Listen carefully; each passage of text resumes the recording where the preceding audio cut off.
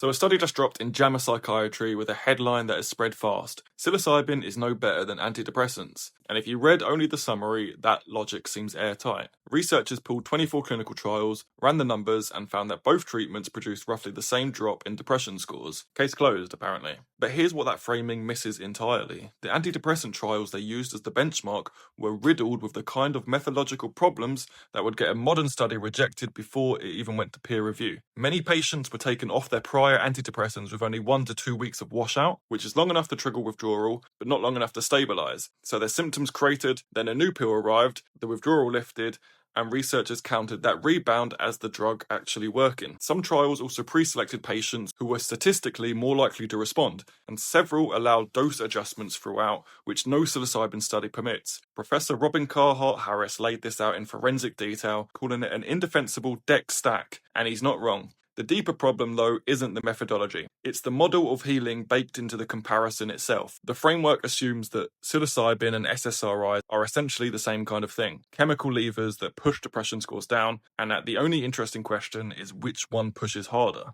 But a daily pill modulating your serotonin uptake is nothing like a single session that temporarily dismantles your brain's default mode network and leaves people describing it as among the most meaningful experiences of their lives, with effects persisting for months or even years. They're different kinds of change altogether. Now, what this study actually reveals isn't that psychedelics are overhyped. It reveals that our primary tool for measuring healing was built for a pharmaceutical model, and when something structurally different comes along, that tool doesn't know what to do with it. The friction isn't a problem with the drug, it's a problem with the framework. For a detailed breakdown of this study, as well as tips on using mushrooms for healing, sign up to my newsletter by clicking the link in the bio.